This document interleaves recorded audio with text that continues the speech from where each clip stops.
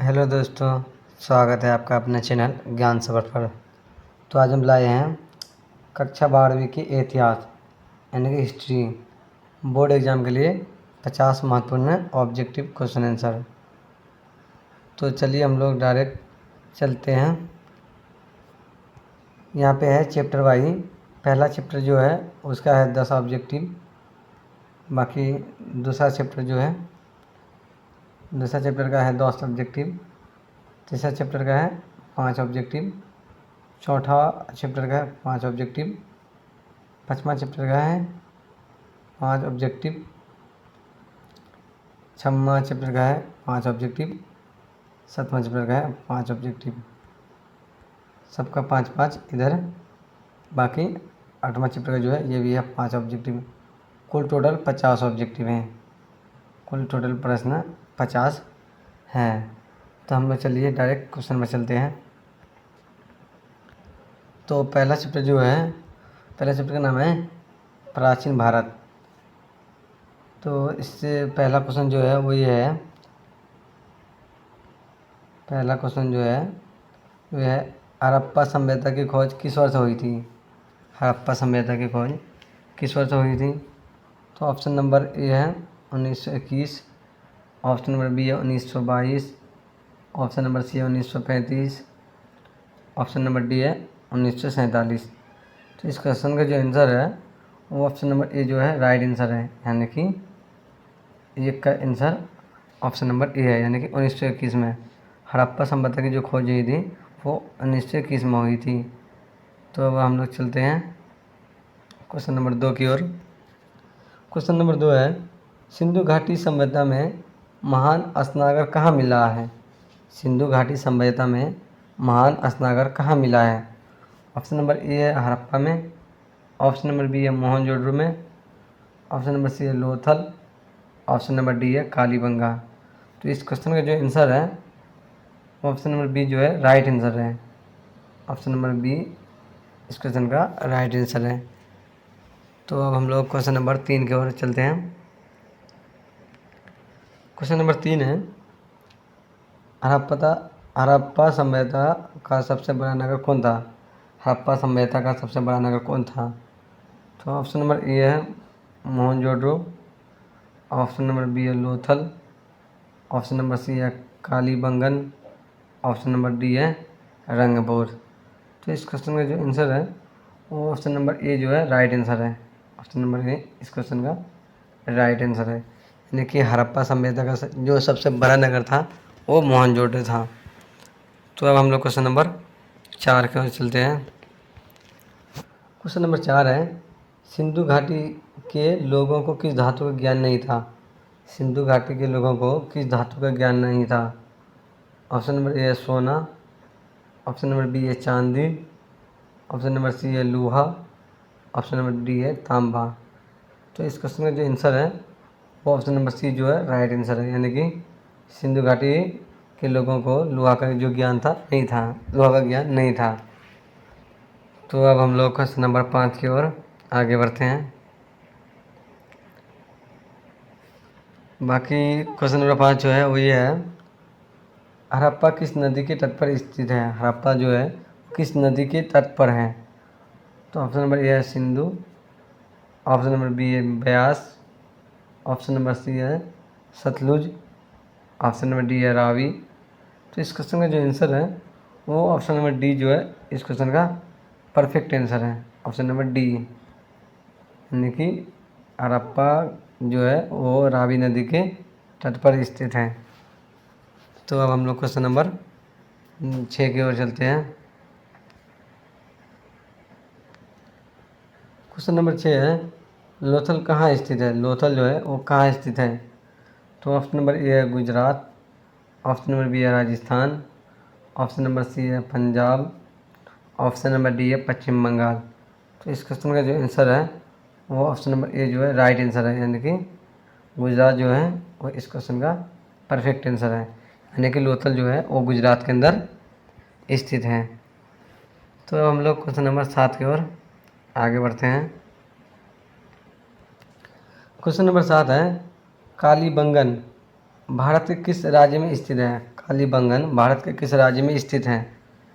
तो इसका option number A है हरियाणा, ऑप्शन नंबर बी है राजस्थान, ऑप्शन नंबर सी है पंजाब, ऑप्शन नंबर डी है गुजरात। तो इस क्वेश्चन का जो आंसर है वो ऑप्शन नंबर बी जो है इस क्वेश्चन का राइट आंसर है, यानी कि राजस्थान। कालीबंगन भारत के राजस्थान में स्थित है। तो अब हम लोग क्वेश्चन नंबर 8 की ओर चलते हैं। क्वेश्चन नंबर 8 है, मोहनजोदड़ो की खोज 1922 में किसने की थी? मोहनजोदड़ो की खोज 1922 में किसने की थी? तो इसका ऑप्शन नंबर ए है Dayaram Saini, option number B है Rakhaldas Banerjee, option number C है Madhu Saurabh Vats, option number D है वहीलारा। तो इस क्वेश्चन का जो आंसर है वो ऑप्शन नंबर बी जो है इस क्वेश्चन का सही आंसर है, यानी कि राखलदास बनर्जी जो है 1922 में मोहनजोदड़ो की खोज की थी। तो अब हम लोग क्वेश्चन नंबर 9 की ओर आगे बढ़ते हैं। क्वेश्चन नंबर 9 है, सिंधु घाटी सभ्यता में मिट्टी से बने हल्के खिलौने कहाँ मिलते थे? यानी कि सिंधु घाटी के सभ्यता में मिट्टी से बने जो हल्के खिलौने हैं वो कहाँ मिला करते थे? तो इसका ऑप्शन नंबर ए है वो है बनावली, ऑप्शन नंबर बी है रोपर, ऑप्शन नंबर सी है हड़प्पा, ऑप्शन नंबर डी है लोथल। तो इस क्वेश्चन का जो आंसर है वो ऑप्शन नंबर ए जो है इस क्वेश्चन का परफेक्ट आंसर है, यानी कि बनावली में मिट्टी से बने हल्के खिलौने मिला करते थे। तो अब हम लोग क्वेश्चन नंबर 10 की ओर आगे बढ़ते हैं। क्वेश्चन नंबर 10 है, हड़प्पा सभ्यता के किस युग की सभ्यता है? यानी कि हड़प्पा सभ्यता जो है वो किस युग की सभ्यता है? ऑप्शन नंबर ए है वो है लोह युग, ऑप्शन नंबर बी है कांस्य युग, ऑप्शन नंबर सी है पुरापाषाण युग, ऑप्शन नंबर डी है नवपाषाण युग। तो इस क्वेश्चन का जो आंसर है वो ऑप्शन नंबर बी जो है वो परफेक्ट आंसर है, यानी कि कांस्य युग जो है वो इस क्वेश्चन का राइट आंसर है।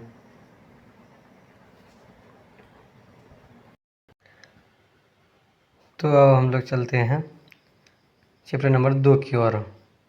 चैप्टर नंबर 2 है राजा किसान और नगर आरंभिक राजवंश।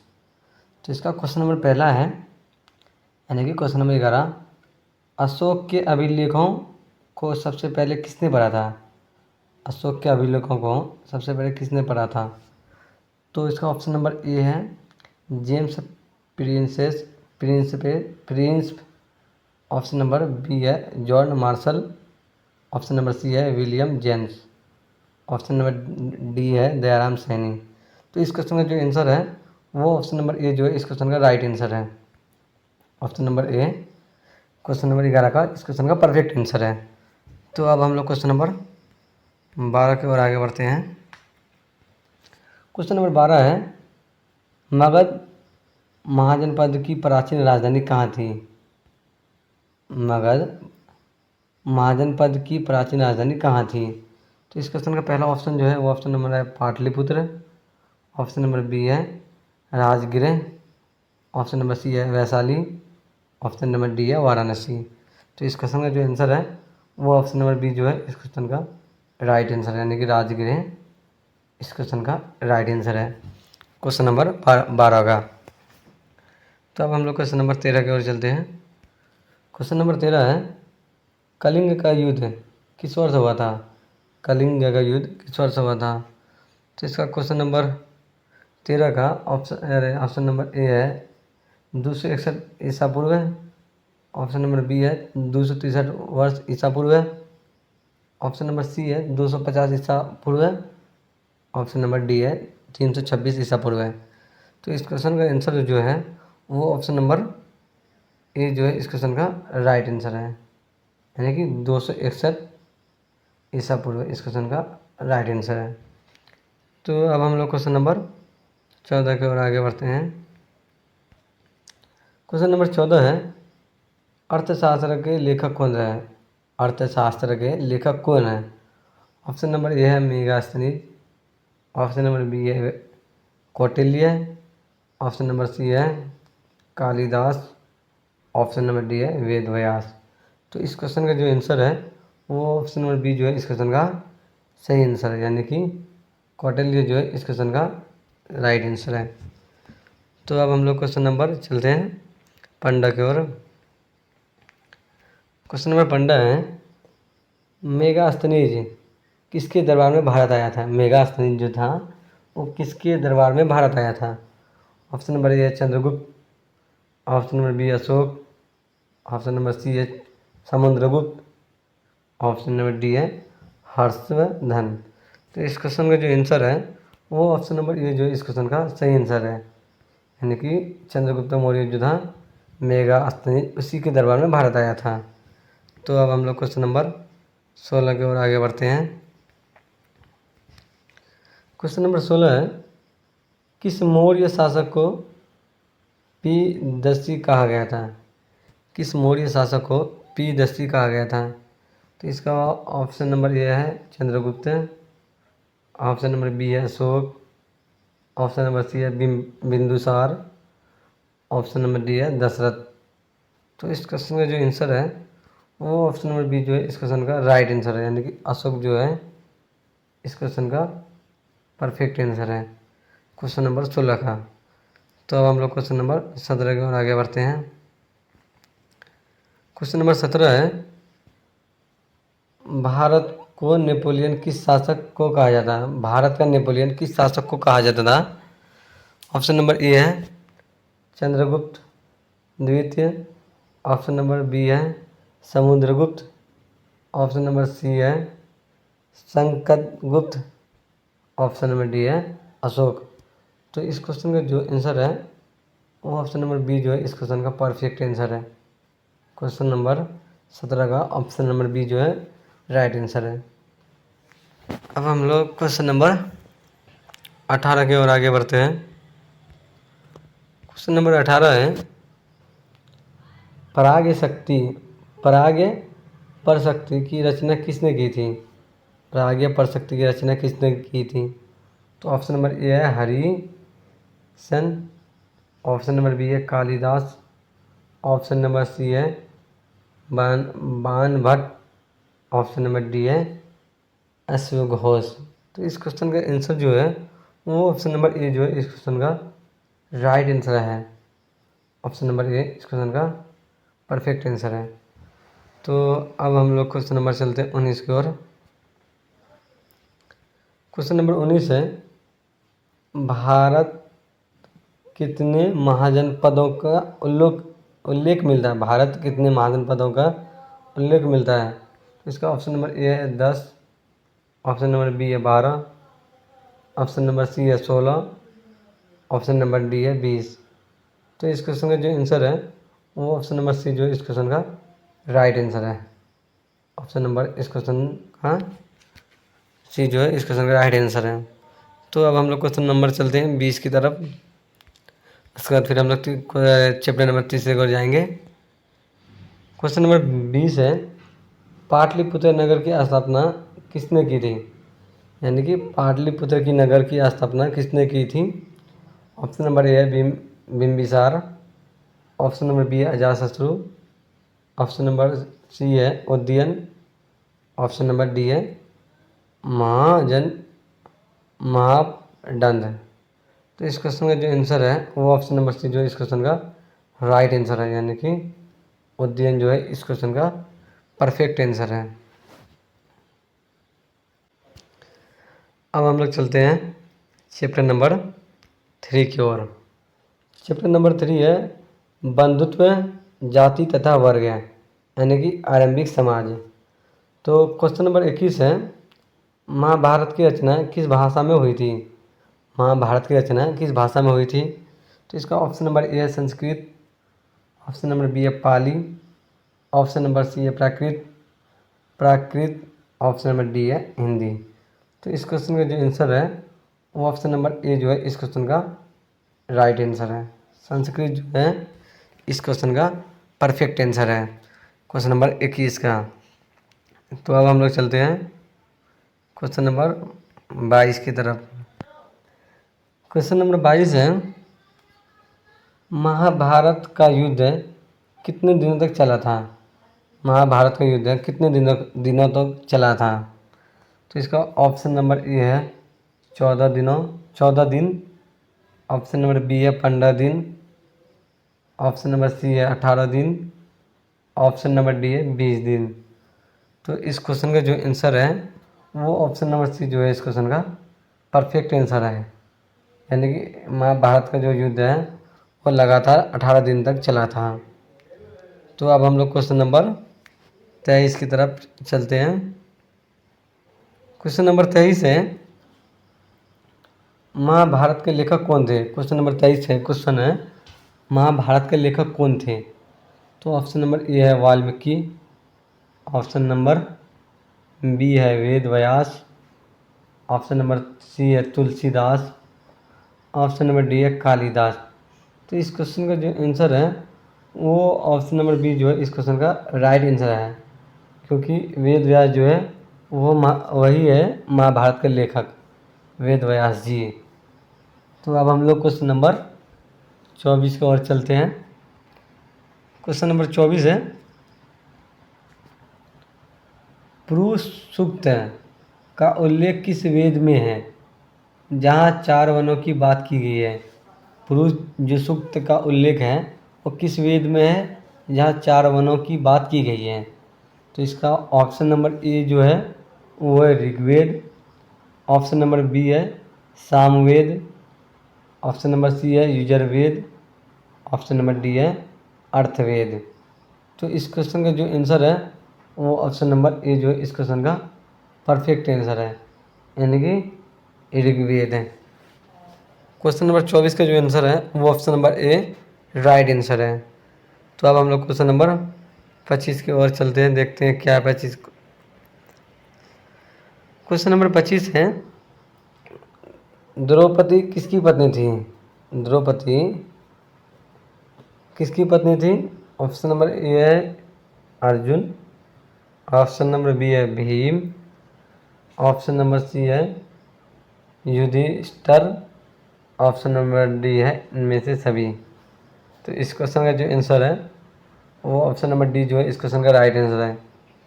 इस क्वेश्चन का राइट आंसर है, यानी कि द्रौपदी जो थी वो इनमें से चारों की पत्नी थी। तो अब हम लोग चलते हैं चैप्टर नंबर 4 की तरफ। इसमें 5 क्वेश्चन होंगे चैप्टर नंबर 4 में। चैप्टर नंबर 4 का नाम है विचारक, विश्वास और इमारत है, संस्कृति विकास। तो इसका क्वेश्चन नंबर 26 है सांची का स्तूप भारत के किस राज्य में स्थित है? सांची का जो स्तूप है यानी कि पैसे के जो पिछले हिस्से में जो जिसका चित्र बना हुआ है वो भारत के किस हिस्से में है? तो ऑप्शन नंबर है Uttar Pradesh. Option number B है Madhya Pradesh. Option number C है बिहार। ऑप्शन नंबर डी है महाराष्ट्र। तो इस क्वेश्चन का जो आंसर है वो ऑप्शन नंबर बी जो है वो मध्य प्रदेश है, यानी कि सांची स्तूप जो है वो भारत के मध्य प्रदेश राज्य में स्थित है। तो अब हम लोग क्वेश्चन नंबर 27 की ओर चलते हैं। क्वेश्चन नंबर 27 है गौतम बुद्ध का जन्म कहाँ हुआ था? इतना हल्का हल्का क्वेश्चन है, गौतम बुद्ध का जन्म कहाँ हुआ था? तो इसका ऑप्शन नंबर ए है कपिल वस्तु के लुम्बिनी में। ऑप्शन नंबर बी है बोध गया में। ऑप्शन नंबर सी है सारनाथ में। ऑप्शन नंबर डी है कुशीनगर में। तो इस क्वेश्चन का जो आंसर है वो ऑप्शन नंबर ए जो है इस क्वेश्चन का राइट आंसर है, यानी कि कपिल वस्तु के लुम्बिनी में। तो अब हम लोग क्वेश्चन नंबर 28 की ओर आगे बढ़ेंगे। क्वेश्चन नंबर 28 ये रहा है। क्वेश्चन नंबर 28 है जैन धर्म के 24वें तीर्थंकर कौन थे? जैन धर्म के 24वें तीर्थंकर कौन थे? तो इसका ऑप्शन नंबर ए है ऋषिभेद। ऑप्शन नंबर बी है पार्श्वनाथ। ऑप्शन नंबर सी है Mahavir Swami. Option number D है अजीत नाथ। तो इस क्वेश्चन का जो आंसर है वो ऑप्शन नंबर सी जो है इस क्वेश्चन का राइट आंसर है, यानी कि महावीर स्वामी जो है इस क्वेश्चन का राइट आंसर है। तो अब हम लोग क्वेश्चन नंबर 25 की तरफ आगे बढ़ते, 29 सॉरी क्वेश्चन नंबर 29 की तरफ। क्वेश्चन नंबर 29 है, बुद्ध को ज्ञान की प्राप्ति कहाँ हुई थी, यानी कि बुद्ध जो था उनको ज्ञान की प्राप्ति कहाँ हुई थी। तो इसका ऑप्शन नंबर ए है सारनाथ, ऑप्शन नंबर बी है बोध गया, ऑप्शन नंबर सी है कुशीनगर, ऑप्शन नंबर डी है राजगिरी। तो इस क्वेश्चन का आंसर जो है वो ऑप्शन नंबर बी जो है इस क्वेश्चन का राइट आंसर है, यानी कि बोध गया जो है इस क्वेश्चन का परफेक्ट आंसर है। यानी कि बोध जो थी वो ज्ञान की प्राप्ति पेड़ के नीचे की थी बोध गया में। तो अब हम लोग क्वेश्चन नंबर चलते हैं 30 की तरफ। क्वेश्चन नंबर 30 है, त्रिपिटक किस धर्म का संकलन है। त्रिपिटक जो है वो किस धर्म का संकलन है। तो ऑप्शन नंबर ए है जैन धर्म, ऑप्शन नंबर बी है बौद्ध धर्म, ऑप्शन नंबर सी है हिंदू धर्म, ऑप्शन नंबर डी है सिख धर्म। तो इस क्वेश्चन का जो आंसर है वो ऑप्शन नंबर बी जो है इस क्वेश्चन का राइट आंसर है, यानी कि बौद्ध धर्म जो है इस क्वेश्चन का परफेक्ट आंसर है। अब हम लोग चलते हैं भाग 2 की तरफ। भाग 2 है जो वो ये है मध्यकालीन भारत। मध्यकालीन भारत, तो यानी कि चैप्टर नंबर 5 भक्ति सूफी परंपराएं। तो क्वेश्चन नंबर 31 जो है वो ये है, कबीर के उपदेशों का संकलन किस ग्रंथ में था। कबीर के उपदेशों का संकलन किस ग्रंथ में था। तो ऑप्शन नंबर ए है बीजक, ऑप्शन नंबर बी है Guru Granth Sahib, option number C है गीत गोविंद, ऑप्शन नंबर डी है पद्मावत। तो इस क्वेश्चन का जो आंसर है वो ऑप्शन नंबर ए जो है इस क्वेश्चन का राइट आंसर लग रहा है, यानी कि ऑप्शन नंबर ए जो है इस क्वेश्चन का राइट आंसर है। तो अब हम लोग क्वेश्चन नंबर 32 की तरफ आगे बढ़ेंगे। क्वेश्चन नंबर 32 है, मीराबाई किसकी भक्ति थी। मीराबाई जो है वो किसकी भक्त थी। ऑप्शन नंबर ए है राम की, ऑप्शन नंबर बी है कृष्ण की, ऑप्शन नंबर सी है शिव की, ऑप्शन नंबर डी है हनुमान की। तो इस क्वेश्चन का जो आंसर है वो ऑप्शन नंबर बी जो है इस क्वेश्चन का परफेक्ट आंसर है, यानी कि मीराबाई जो है वो कृष्ण की भक्त थी। अब हम लोग क्वेश्चन नंबर 23 की ओर आगे बढ़ेंगे। देखते हैं question number 33 question number 33। Question number 33 है, ख्वाजा मोइनुद्दीन चिश्ती का दरगाह कहाँ स्थित है। ख्वाजा मोइनुद्दीन चिश्ती का दरगाह कहाँ स्थित है। तो इसका ऑप्शन नंबर ए है दिल्ली, ऑप्शन नंबर बी है आगरा, ऑप्शन नंबर सी है अजमेर, ऑप्शन नंबर डी है फतेहपुर सिकरी। तो ख्वाजा मोइनुद्दीन का चिश्ती का जो दरगाह है वो अजमेर शरीफ में है, यानी कि क्वेश्चन नंबर सी जो है इस क्वेश्चन का राइट आंसर है, क्वेश्चन नंबर 33 का। तो अब हम लोग क्वेश्चन नंबर 34 की तरफ चलते हैं, देखते हैं 34 क्या है। क्वेश्चन नंबर 34 है, गुरु नानक देव जी का जन्म कहाँ हुआ था। गुरु नानक जो है उनका जन्म कहाँ हुआ था। तो ऑप्शन नंबर ए है अमृतसर, ऑप्शन नंबर बी है तलवंडी ननकाना साहिब, तो ऑप्शन नंबर सी है पटना, ऑप्शन नंबर डी है आनंदपुर। तो इस क्वेश्चन का जो आंसर है वो ऑप्शन नंबर बी जो है इस क्वेश्चन का राइट आंसर है, ऑप्शन नंबर बी इस क्वेश्चन का परफेक्ट आंसर है, यानी कि तलवंडी। तो अब हम लोग चलेंगे क्वेश्चन नंबर 35 की तरफ। क्वेश्चन नंबर 35 है, उत्तर भारत में भक्ति आंदोलन का प्रचार किसने किया था। उत्तर भारत में आंदोलन का प्रचार किसने किया था। तो ऑप्शन नंबर ए है रामानंद, ऑप्शन नंबर बी है कबीर, ऑप्शन नंबर सी है चैतन्य, ऑप्शन नंबर डी है रामानुजाचार्य। तो इस क्वेश्चन का जो आंसर है वो ऑप्शन नंबर ए जो है इस क्वेश्चन का राइट आंसर है, यानी कि रामानंद जो है इस क्वेश्चन का परफेक्ट आंसर है।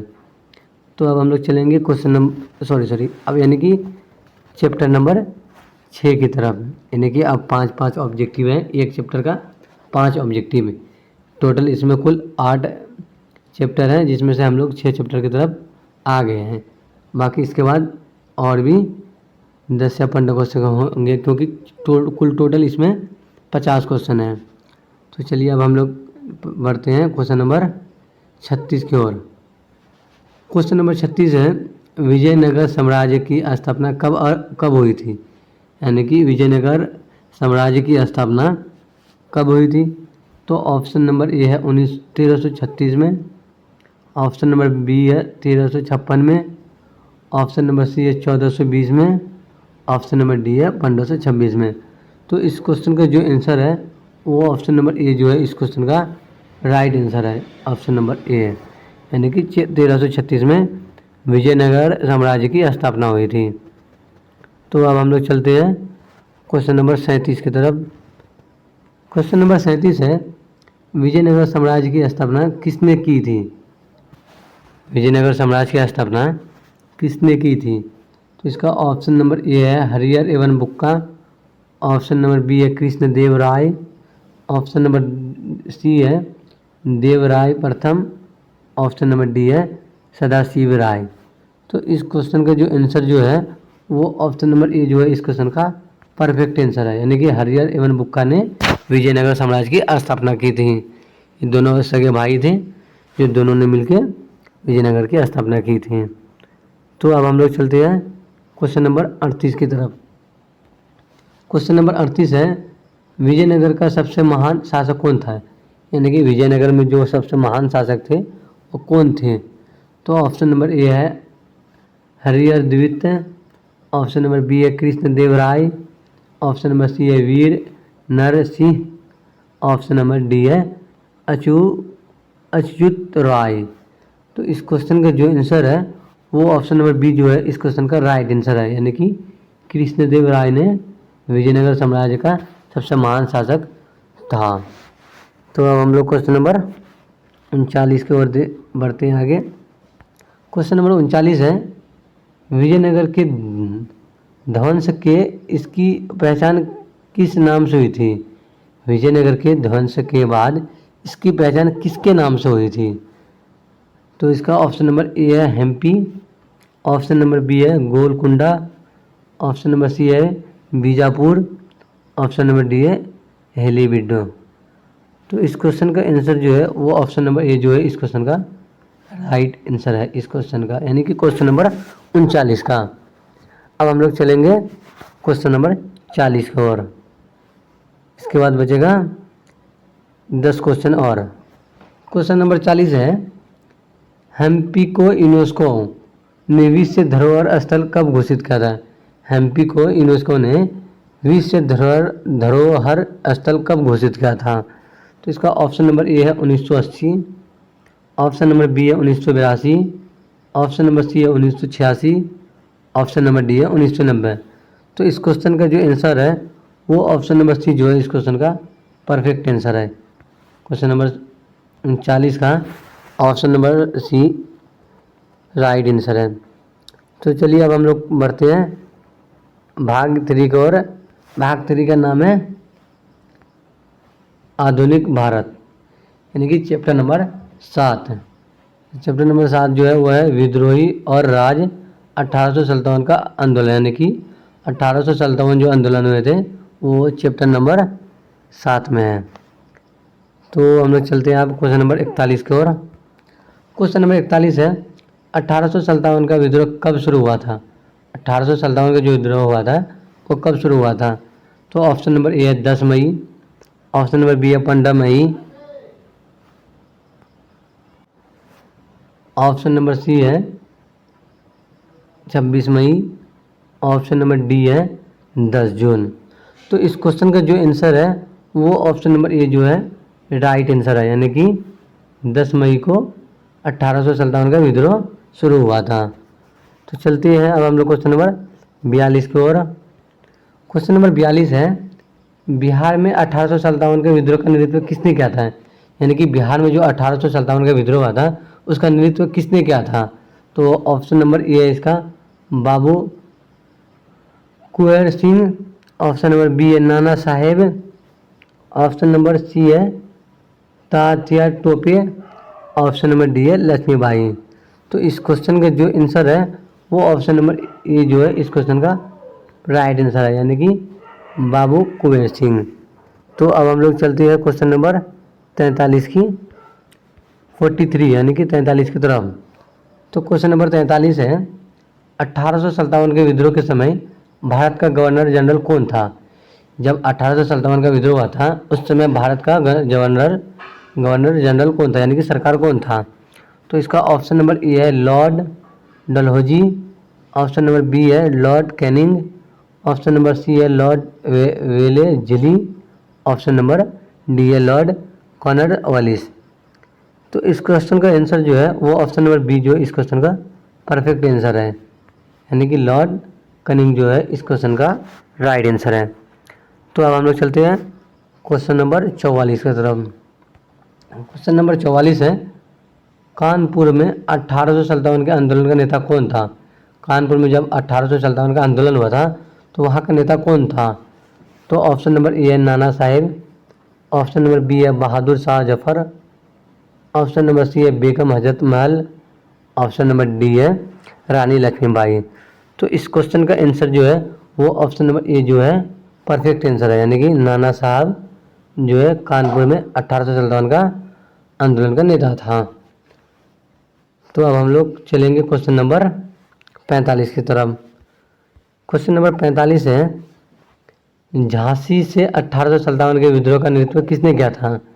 तो जब झांसी में 1857 का विद्रोह हुआ था उस समय का नेतृत्व किसने किया था?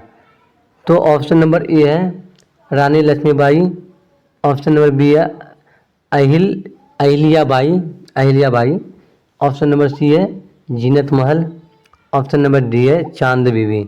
तो इस क्वेश्चन का आंसर जो है वो ऑप्शन नंबर ए जो है राइट आंसर है, यानी कि रानी लक्ष्मीबाई इस क्वेश्चन का राइट आंसर है। तो अब हम लोग चलते हैं क्वेश्चन नंबर 40। तो उससे पहले हम लोग चलेंगे चैप्टर नंबर 8 की ओर, यानी कि इस बुक का हिस्ट्री का 8वां चैप्टर, लास्ट चैप्टर जो है वो है महात्मा गांधी और राष्ट्रीय आंदोलन। लास्ट चैप्टर है हिस्ट्री का ये। तो इसका क्वेश्चन नंबर 46 जो है वो ये है महात्मा गांधी दक्षिण अफ्रीका से भारत कब लौटे थे? यानी कि महात्मा गांधी जो है वो दक्षिण अफ्रीका से भारत कब आए थे? ऑप्शन नंबर ए है 1914, option number B 1915, option number C है 1916, ऑप्शन नंबर डी है 1920। तो इस क्वेश्चन का जो आंसर है वो ऑप्शन नंबर बी जो है इस क्वेश्चन का राइट आंसर है, यानी कि 1915 में महात्मा गांधी दक्षिण अफ्रीका से भारत लौटे थे। तो अब हम लोग चलते हैं क्वेश्चन नंबर 47 की तरफ। क्वेश्चन नंबर 47 है गांधी जी ने भारत में अपना पहला सत्याग्रह कहाँ से शुरू किया था? गांधी जी ने भारत में पहला अपना सत्याग्रह कहाँ से शुरू किया था? ऑप्शन नंबर ए है चंपारण 1917, ऑप्शन नंबर बी है खेरा, ऑप्शन नंबर सी है अहमदाबाद, ऑप्शन नंबर डी है बारदोली। तो इस क्वेश्चन का जो आंसर है वो ऑप्शन नंबर ए जो है राइट आंसर है, यानी कि चंपारण 1917 में गांधी जी ने भारत में पहला सत्याग्रह शुरू किया था। तो अब हम लोग चलते हैं क्वेश्चन नंबर 48 की तरफ। क्वेश्चन नंबर 48 है असहयोग आंदोलन कब शुरू हुआ था? असहयोग आंदोलन जो है वो कब शुरू हुआ था? तो इसका ऑप्शन नंबर ए है 1919, ऑप्शन नंबर बी है 1920, ऑप्शन नंबर सी है 1922, ऑप्शन नंबर डी है 1930। तो इस क्वेश्चन का जो आंसर है वो ऑप्शन नंबर बी जो है इस क्वेश्चन का राइट आंसर है, यानी कि 1920। असहयोग आंदोलन जो शुरू हुआ था वो 1920 में शुरू हुआ था चंपारण में। तो अब हम लोग चलते हैं क्वेश्चन नंबर 49 की तरफ। क्वेश्चन नंबर 49 है दांडी यात्रा यानी कि नमक सत्याग्रह किस वर्ष से शुरू हुई थी? दांडी यात्रा किस वर्ष से शुरू हुई थी? तो ऑप्शन नंबर ए है 1928, ऑप्शन नंबर बी है 1930, ऑप्शन नंबर सी है 1932, ऑप्शन नंबर डी है 1942। तो इस क्वेश्चन का जो आंसर है वो ऑप्शन नंबर सी जो है इस क्वेश्चन का राइट आंसर है। इस क्वेश्चन का क्वेश्चन नंबर 49 है, यानी कि दांडी यात्रा जब शुरू हुआ था तो 1930 ईस्वी में शुरू हुआ था। तो अब हम लोग इस चैप्टर का लास्ट क्वेश्चन की ओर चलते हैं। Question number 50। क्वेश्चन नंबर 50 है, करो या मरो, डू और डाई का नारा गांधी ने किस आंदोलन में दिया था? ऑप्शन नंबर ए है चंपारण, ऑप्शन नंबर बी है असहयोग आंदोलन, ऑप्शन नंबर सी है सविनय अवज्ञा आंदोलन, ऑप्शन नंबर डी है भारत छोड़ो आंदोलन, जो कि 1942 ईस्वी में हुआ था। तो इस क्वेश्चन का आंसर जो है वो ऑप्शन नंबर डी जो है इस क्वेश्चन का राइट आंसर है, यानी कि भारत छोड़ो आंदोलन में कहा था करो या मरो का नारा दिया था गांधी जी के द्वारा।